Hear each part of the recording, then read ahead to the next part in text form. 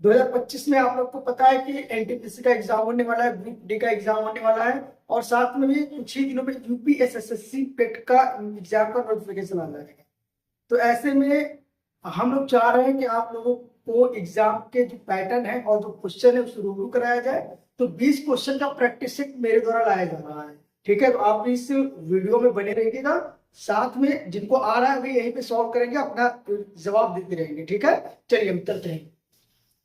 अगला हमारा पहला इसमें क्वेश्चन हमारा है कि निम्न में से कौन सी संख्या 9 और 11 से पूर्ण विभाज्य है। तो देखिए 9 और 11 से पूर्ण विभाज्य के लिए इसमें ट्रिक आता है कि कौन सी संख्या 9 से कटेगी और कौन सी संख्या 11 से कटेगी। इंग्लिश मीडियम वाला देख ले। और which of the following number is fully appalled to 9 and 11। अब हम चलते हैं इसमें। देखिए अगर आपको 9 से कोई भी संख्या काटनी है, यानी कि 9 से संख्या अगर काटना है तो संख्याओं का योग अगर 9 से कट रहा है तो पूरी संख्या भी 9 से कटेगी। ये 9 का देखिए, जैसे कि 2 7 9, 9 7 16, 16 2 18, 18 1 19, 19 8 27, 27 27 आप देख रहे हैं कि 9 से कट रहा है। उसके बाद 1 9 10, 10 1 8 18, 18 भी आपका 9 से कट रहा है, ठीक है। 1 2 3 यानी कि 3 3 6 6 4 10, 10 5 15, 15 9 से नहीं कट रहा है तो इसको हम आगे भी सॉल्व नहीं करेंगे 11 वाले में भी। उसके बाद 1 8 9, 9 1 10, 10 9 19, 19 9 28, 28 8 36, 36 भी आपका 9 से कट रहा है। तो 3 ऑप्शन जो है हमारे 9 से कट रहे हैं। अब इन तीनों में से हमें यह पता करना है इन तीनों में से 11 भी कौन किससे कट रहा है। तो 11 के लिए देखिए ट्रिक ये है आपका, 11 के लिए ट्रिक ये है कि इसके इवन प्लेस वैल्यू, इवन और सम और विषम का अंतर अगर 0 आता है या 11 आता है तो वह संख्या 11 से पूर्णतः कट है। जैसे इसको यहां से समझ लेते हैं आप, जैसे समझिए 2 लिखा है, 7 लिखा है, 7 लिखा है, 2 है, 1 है, 8 है। तो देखिए इसमें 2 7 9, 9 1 10, यहाँ पे 10 हो गया। उसके बाद 7 2 9, 9 8 17, यानी कि -17 करेंगे तो क्या आएगा आपका 7 आएगा। तो यह संख्या आपका 11 से नहीं कटेगा, तो ऑप्शन ये गलत है। उसके बाद हम आते हैं, ये देखते हैं 1 0 0 9 8। अब देखिए 1 और 1 8 9, ये 9 हो गया।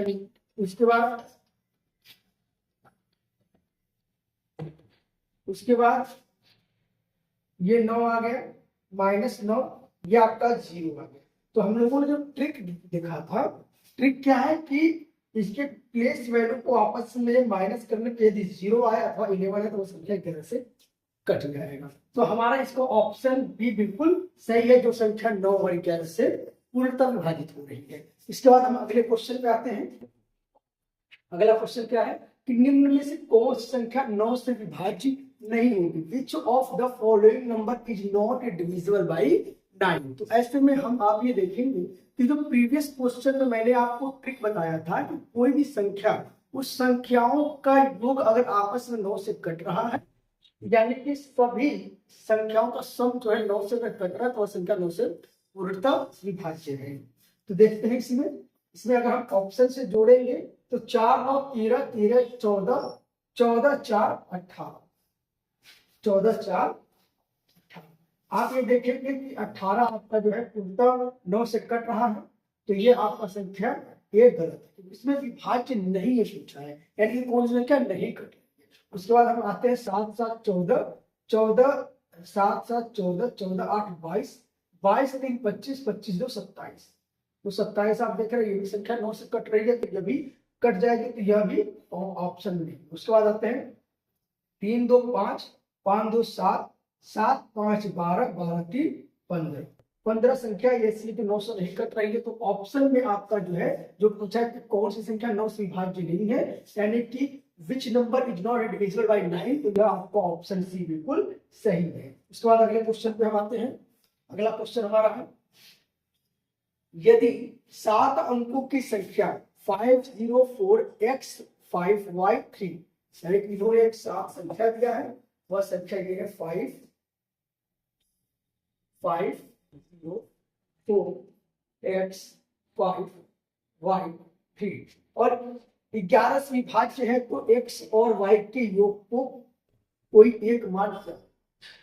If the number of 7 digits is divisible by 504x5y3, 11, what will be a single value of the sum of x and y? तो हमने प्रीवियस क्वेश्चन में आपको यह बताया था कि 11 से कोई संख्या विभाज्य होती है तो उसका क्या ट्रिक है। तो इसमें अगर हम देखेंगे, काउंटिंग करेंगे, तो अगर हम यहाँ पे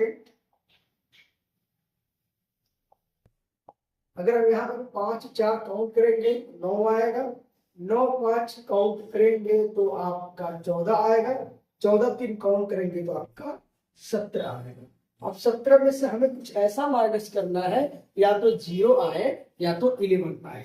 तो यहाँ पे अगर हम 0 से x करेंगे तो भी 0 आएगा, ये y आएगा। तो इसमें से अगर हम ऑप्शन पे हम देखें तो ऑप्शन में अगर हम 11 माइनस करेंगे तो 6 आएगा, 5 माइनस करेंगे तो 12 आएगा, 7 माइनस करेंगे तो 10 आएगा। तो एक ऑप्शन डी आपका सही है कि 17 माइनस करेंगे तो 0 आएगा। तो यानी कि x और y का जो सम होगा, जो योग होगा, वो आपका 17 होगा। ये आपका ऑप्शन डी सही है। उसके बाद हम अगले क्वेश्चन पे आते हैं।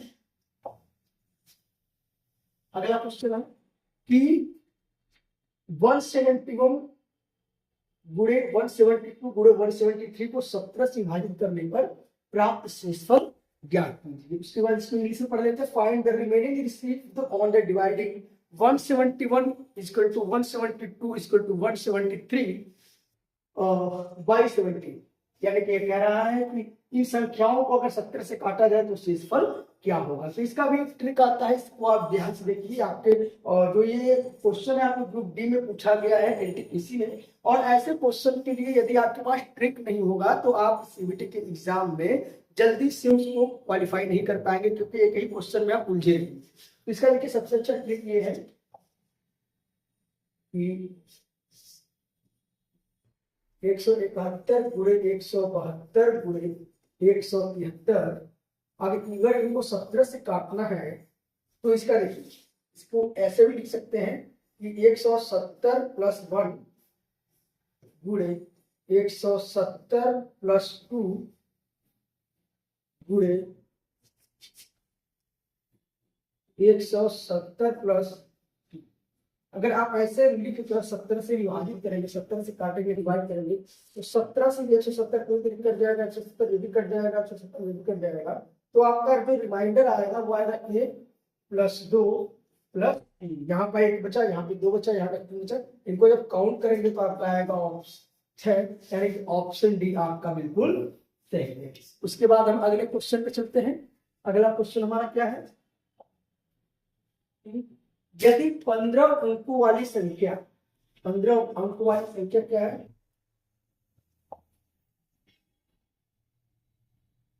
4 8 5 1 2 4 3 5 6 7 8 9 7 9 3 4।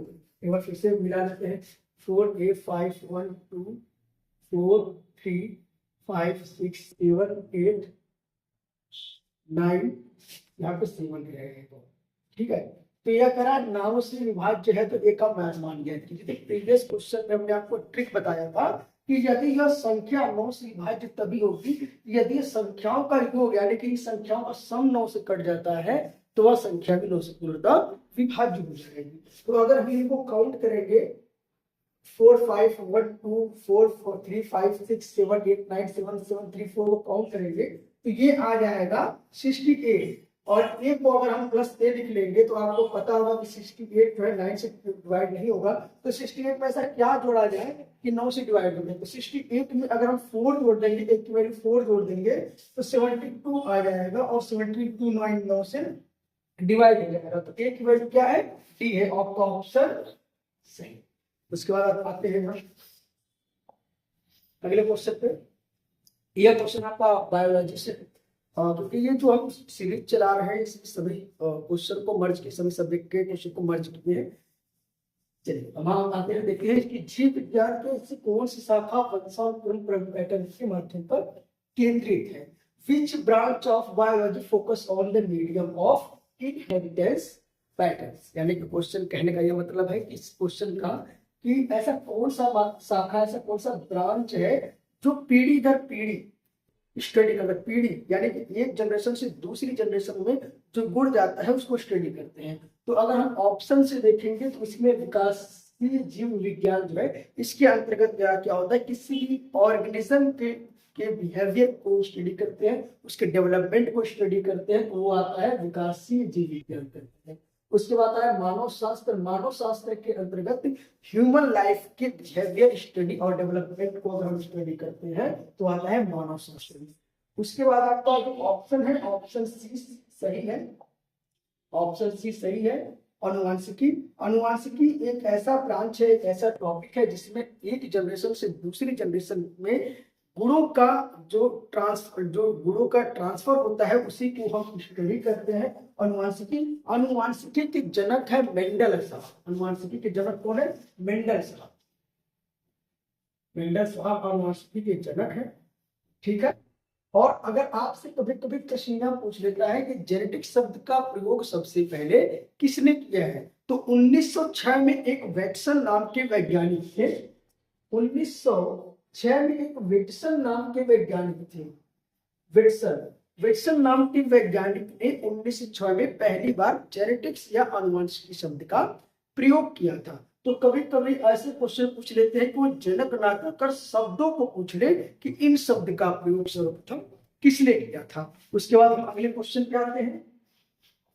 अगला क्वेश्चन हमारा है कि सब्जियों, फलों और फूलों जैसी उच्च मूल्य वाली फसलों को क्या कहा जाता है। What is the cultivation of high value crops like vegetable, fruit and flowers? तो हम इन चारों ऑप्शन को पहले हम स्टडी करेंगे, जानेंगे, उसके बाद हम ऑप्शन पे टिक करेंगे। तो सेरिकल्चर को हम कहते हैं, सेरिकल्चर, आपका जो सेरिकल्चर है यह आपका आता है रेशम के कीट पालन, रेशम कीट पालन, ठीक है। इतना आपको समझ में आ गया। इसके बाद जो पीसी कल्चर होता है, पीसी कल्चर को हम कहते हैं मत्स्य पालन, मत्स्य पालन अथवा फिशरी, ठीक है। एपीकल्चर को हम लोग कहते हैं, एपीकल्चर को कहते हैं हम लोग मधुमक्खी पालन,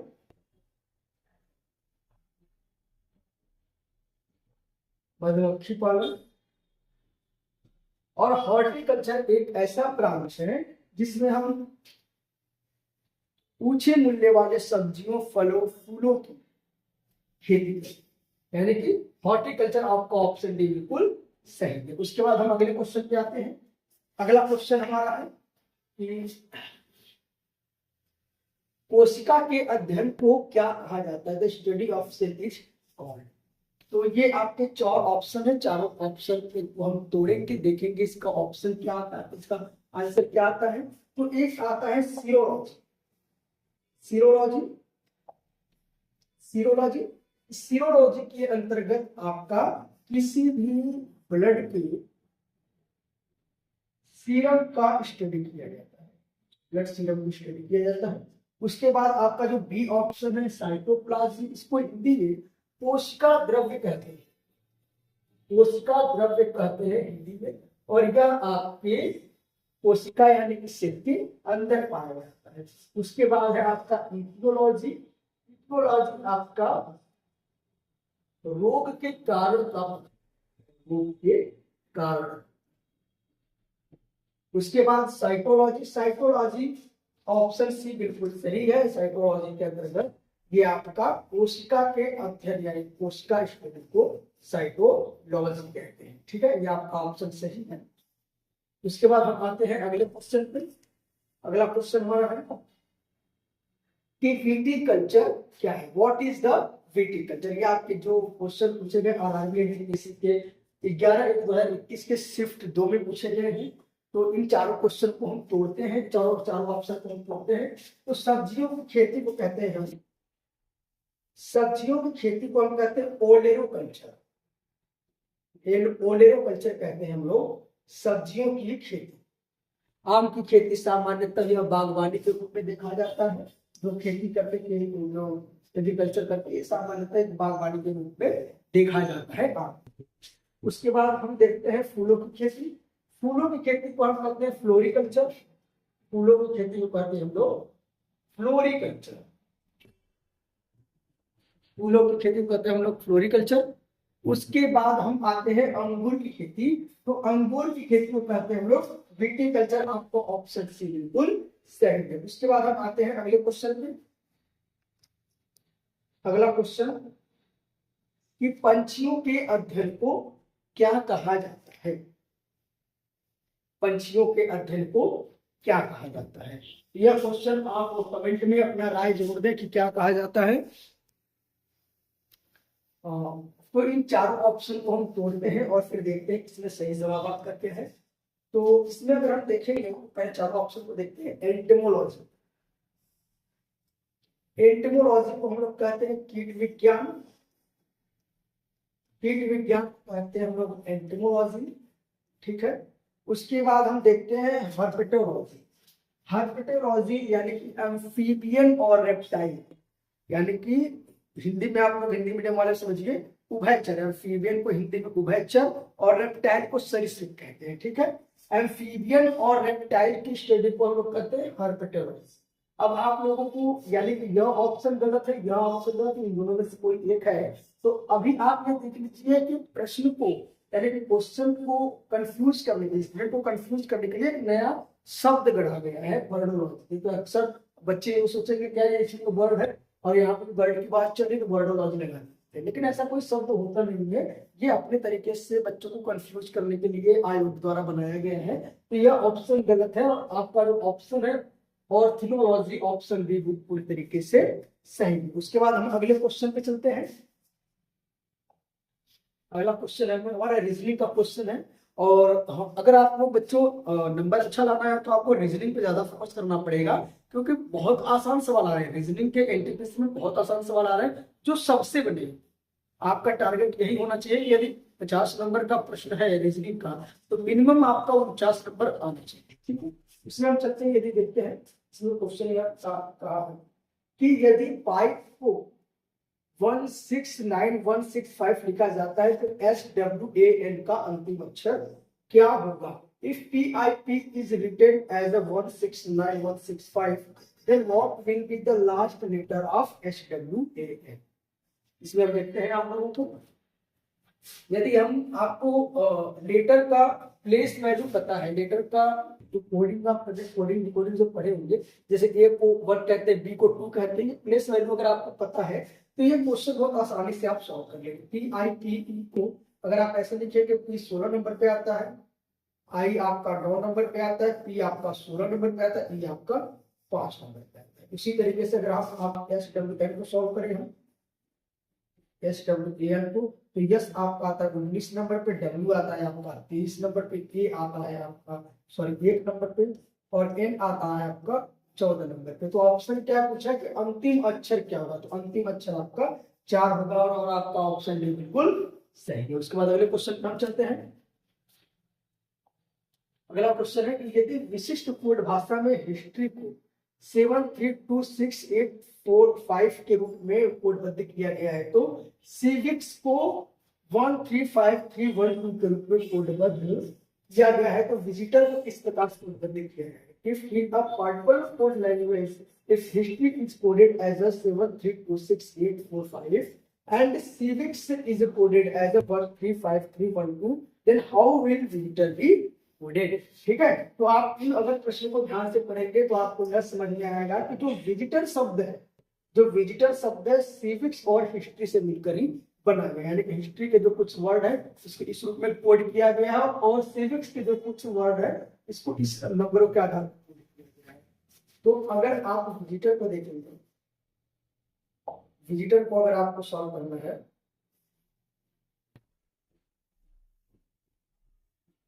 विजिटर को आपको सॉल्व करना है, तो अगर आप देखेंगे 1 2 3 नंबर पे v है तो 1 2 3 नंबर पे 5 आ जाएगा। i अगर आप देखेंगे दूसरे नंबर पे 3 है तो यहाँ पे i 3 आ जाएगा। यस आप देखेंगे 1 2 3 नंबर पे 2 है तो यहाँ पर 2 लिख देंगे। i आप देखेंगे दूसरे नंबर पे 3 है तो यहाँ 3 लिख देंगे। t आप देखेंगे 1 2 3 4 नंबर पे 6 है तो यहाँ पर भी 6 लिख देंगे। o आप देखेंगे 1 2 3 लास्ट में 1 2 3 8 है, यहाँ पर लिख देंगे। आर आप देखेंगे दूसरे नंबर पर 4 है तो यहाँ पर 4 लिख देंगे। ठीक है, तो आपका ऑप्शन बिल्कुल ए सही दिख रहा है। उसके बाद हम अगले क्वेश्चन में चलते हैं। अगला क्वेश्चन हमारा है यदि PAAIC को 2156 और SHOT को 8503 से कोडित किया जाता है तो POAST का कोड क्या होगा?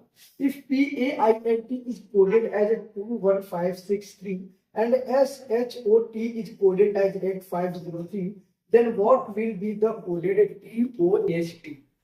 तो प्रीवियस क्वेश्चन को अगर थोड़ा सा ध्यान लगाए होंगे समझे होंगे तो ये आपको पता चल गया होगा कि जो प्रीवियस क्वेश्चन था उसी के आधार पे एक वर्ड बनाया गया है जिसकी कोडिंग इसकी क्वेश्चन पे जो वर्ड दिया गया उसी के आधार पर दिया गया है। तो अगर आप POST का निकालना चाहते हैं, POAST, तो आप देखेंगे कि आपका 3 नंबर से आता है। ठीक है, 3 आता है। उसके बाद जो 5 आता है ग्रुप की जगह, उसके बाद ए आता है आपका, ए आता है दूसरे नंबर पे 1, उसके बाद आपका एस आता है आपका तीसरे नंबर पे 5,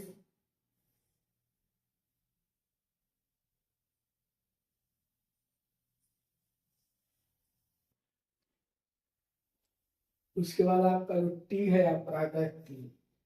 तो आप देखेंगे आपका बी बिल्कुल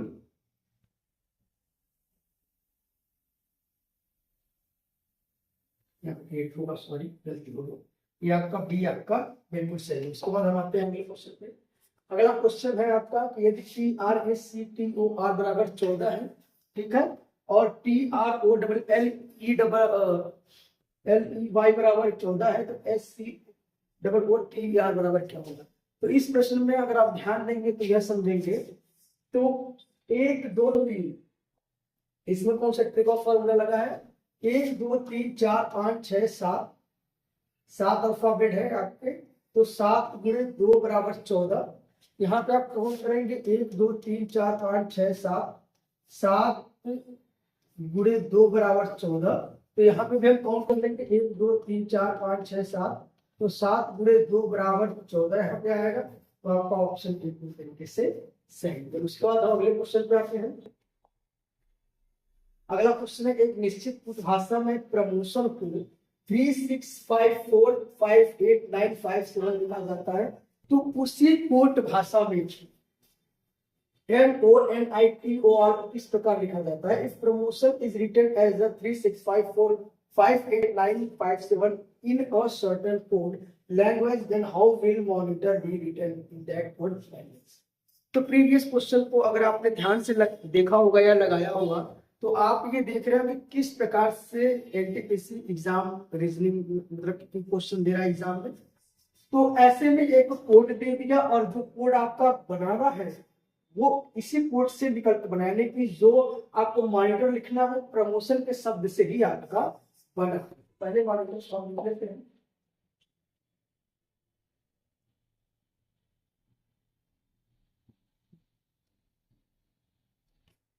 मॉनिटर आप देखेंगे 1 2 3 4, चौथे नंबर पे एम है, 1 2 3 4 आ जाएगा यहाँ पे 4।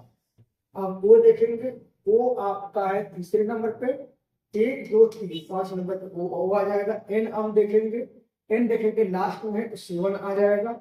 आई देखेंगे हम 1 2 3 लास्ट से तीसरे नंबर पे 1 2 3 9 आ जाएगा। ई हम देखेंगे 1 2 3 4 नंबर पे पीछे से 1 2 3 4 8 आ जाएगा। अब देखेंगे ओ हमारा 5 आ जाएगा। ठीक है, आर हमारा 6 है। तो आपका ऑप्शन इसमें से अगर जो दिख रहा है तो आपका ऑप्शन ये तरीके से सही है। उसके बाद हम अगले क्वेश्चन पे आते हैं। अगला क्वेश्चन आपका हिस्ट्री से है। तो इसमें क्वेश्चन में पूछा है कि सिंधु घाटी सभ्यता किस शहर का शाब्दिक अर्थ होगा? टीला है। एक तो हड़प्पा सभ्यता का एक ऐसा क्वेश्चन है जो लगभग हर वनडे एग्जाम में पूछा जाता है। तो हड़प्पा सभ्यता की खोज 1921 में दयाराम साहनी द्वारा खोजा गया था और 1922 में राखल दास बनर्जी द्वारा मोहनजोदड़ो की खोज किया गया था। मोहनजोदड़ो से जब खोजा गया तो पुरातात्विक विभाग को वहां पे बहुत सारे सब कंकाल मिले, मानवों के कंकाल मिले, इसीलिए वहां को मृतकों का टीला कहा जाता है, यानी कि मोंड ऑफ डेड। तो इसमें आपका ऑप्शन क्या है? ऑप्शन बी आपका बिल्कुल सही है, मोहनजोदड़ो। इसके बाद हम आते हैं अगले क्वेश्चन पे। अगला क्वेश्चन है कि सिंधु घाटी सभ्यता के निम्न में से किस स्थल को सबसे पहले खोजा गया था? Which of the following sites of Indus Valley Civilization was discovered first? तो हमने आपको पहले कहा था कि जब 1920-21 का वह दौर था जो चारों तरफ रेल की पटरियां बिछाई जा रही थी, तो उसी दौरान पाकिस्तान में आपको हड़प्पा स्थल नाम का एक जगह मिला। हड़प्पा स्थल नाम का एक जगह मिला जो 1921 में दयाराम साहनी द्वारा खोजा गया था और उसी हड़प्पा स्थल के नाम पे सिंधु घाटी का सबसे पहला नामकरण किया गया, हड़प्पा सभ्यता। तो इसलिए आपका ऑप्शन भी उन तरीके से सही है, ऑप्शन भी सही है। उसके बाद हम अगले क्वेश्चन पे आते हैं। अगला क्वेश्चन है भारत के समुद्री मार्गों की खोज किसने किया था? यह भी लगभग क्वेश्चन आपसे हर एग्जाम में, वनडे एग्जाम में पूछा जाता है और अब तो छोटे छोटे बच्चे इस प्रश्नों का जवाब दे देते हैं। तो देखिए,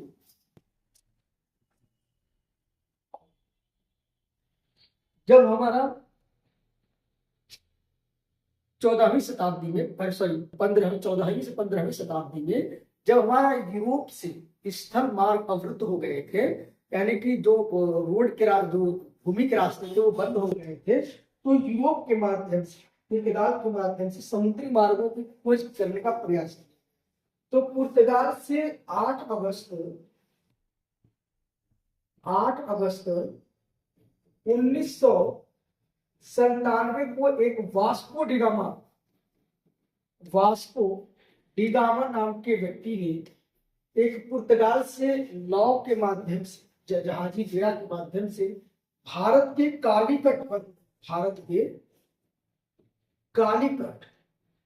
कालीकट पे 20 मई 1498 को भारत आते हैं। तो समुद्री मार्गों की खोज किसने किया? समुद्री मार्गों की पुर्तगाल के वास्को डिगामा ने 20 मई 1498 को भारत पहुंचकर खोज किया। उसके बाद हम अगले प्रश्न पे आते हैं।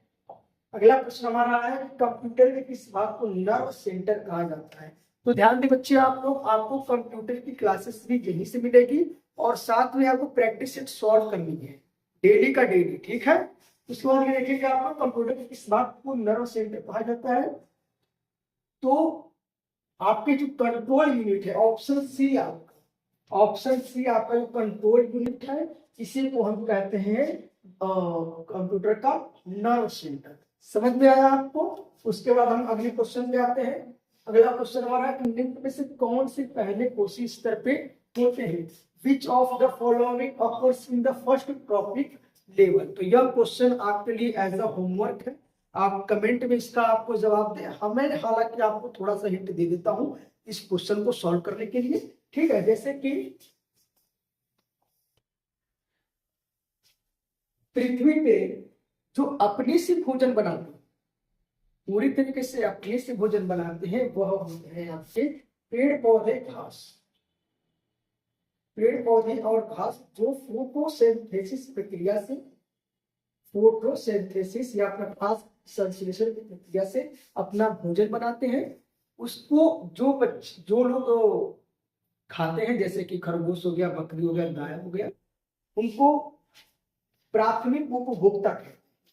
देखिए, मैंने आपको हिंट दे दिया, यानी कि प्राथमिक उपभोक्ता कहते हैं। उसके बाद जो उनको खाते हैं उनको द्वितीय, जो उनको खाते, जो जिनको खाया गया उनको खाते हैं तृतीय। तो इसमें आपको कमेंट बॉक्स में अपना ऑप्शन जो है आंसर देना है। तो आज का ये आपको सीरीज कैसा लगा कमेंट में अपना राय जरूर दें, और आप लोग भी इंस्टीट्यूट को फीडबैक जरूर दीजिएगा कि जो हम ये इनोवेशन कर रहे हैं वो आपको कैसा लग रहा है, कैसे एग्जाम के लिए आपको फायदेमंद हो रहा है। Thank you very much.